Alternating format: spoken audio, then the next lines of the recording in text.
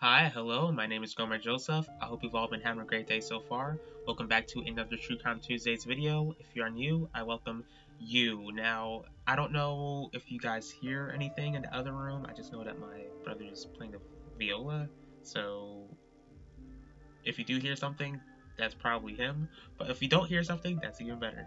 Now, before I go into this case, I would like to go ahead and mention for those who know and don't know, I am a self published author who has actually published a Christian suspense series titled Never As It Seems. Now, the first book in the series is called Never As It Seems, and the second one in the series is called Sins of the Mothers. They are both available on Amazon, and if you prefer ebooks than paperback, I mean, they're both available in ebook and paperback, but if you would like an ebook, you can go ahead and download the Kindle app for free on any device that you have and get it. But since you are watching this video, you can get the first book in the series for free. All the links are in the description box. Now, today I'll be discussing the unsolved disappearance of Bethany Decker. As I was researching this case, it was very heartbreaking. It had a sense that this was a result of some small love triangle, and it's just a very complicated case overall. I encourage you all to do your own research with this case, not just look at my video for all the information. So here we go. Bethany Decker was born on May 13th, 1989 in Hawaii, but she grew up in Fredericksburg, Virginia to parents Kim Nelson and I do not know who this girl's father is. I try to go ahead and look all over the place, but I'm just not sure of his name. I do know that Bethany is the oldest of how many siblings? I'm not too sure of. People have described Bethany as vibrant, silly, loving, loved by many people in her life, a bright student who maintained a 4.0 high school GPA, ambitious, had hopes of positively affecting the world, and she attended George Mason University and studied global environmental change.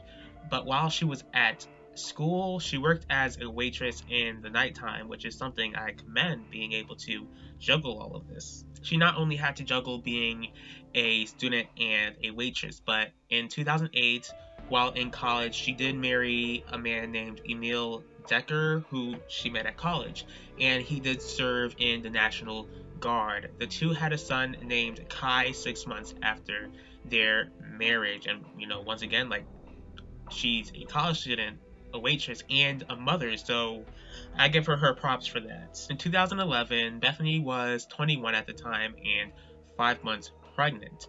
Her mother, Kim, was attempting to call her, but didn't think it was strange for Kim not to call her in 3 weeks because of how busy she was. Now, as for that, like, I understand that Bethany pretty much had a lot on her plate, but, and this is like not to put any shade on Bethany's mom at all.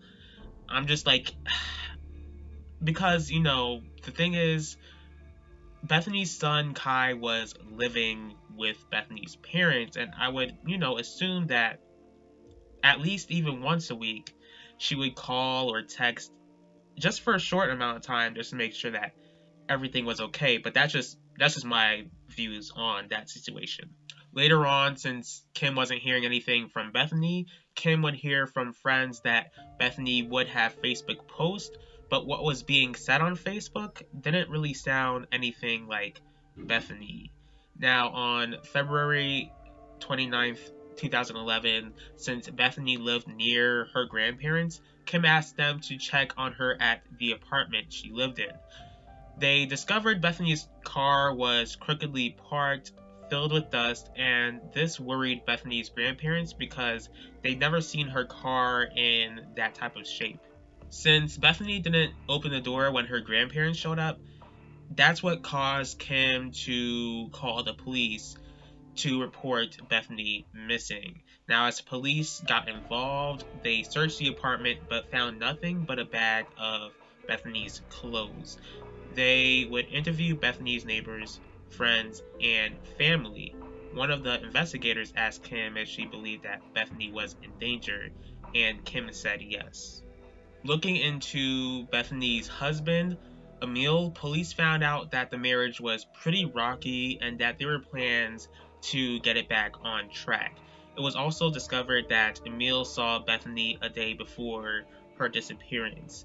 Now, just a reminder, Emil did serve in the military, so when he was deployed, he during this employment, Bethany met a man named Ronald Roden and began dating him. According to friends, Ronald and Bethany's relationship did grow toxic, eventually to the point where it became abusive, which Bethany confided her mother about in, and Bethany was truly scared of this guy named Ronald.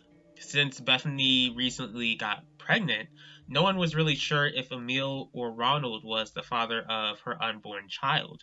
Police were able to rule Emil and other people in Bethany's family out when it came to the involvement of her disappearance. But as for Ronald, he admitted that he was the last person to see Bethany before she vanished. Months after Bethany's disappearance and lack of clues and evidence, Ronald left town and the case grew cold.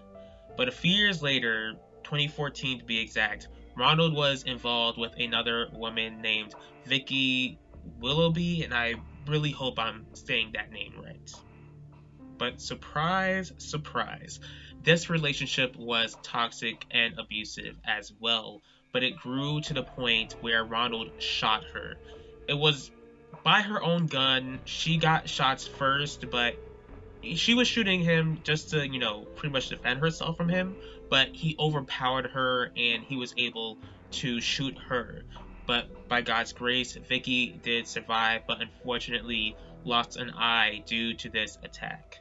Ronald was arrested, charged, and pled guilty. But what I can't wrap my mind around is that he was only sentenced to 6 to 8 years in prison. Like, I would imagine that you would be sentenced for so much more time in prison for almost killing someone intentionally. Now, Ronald still claimed that he had nothing to do with Bethany's disappearance, but in November of this year, he was charged for Bethany's disappearance. Do you think that Bethany is still alive, or do you believe that she's no longer with us? Please feel free to leave your thoughts in the comment section. Bethany had so many loved ones who miss her so much and want to know exactly what happened to her. It's not really like Ronald is really talking at this point, but though he's been arrested, she's still missing. As for Kai, it's really heartbreaking that he has been growing up without a mother. Like, she's been gone for like 9 years. Like, the God that I serve, the God of the Bible, is an all-seeing God. He knows exactly where Bethany is and exactly what happened that day. I thank you all for taking the time in your day to watch this video. If you did like this video, please hit the like button. And if you have any thoughts on this case, once again, please leave your thoughts in the comment section. If you'd like to see more videos from me, feel free to hit the subscribe button and click the bell to be notified about the next video. If there's a certain true crime case that you'd like me to cover, let me know, and I will see y'all for the next True Crime Tuesdays. I'll talk to y'all later.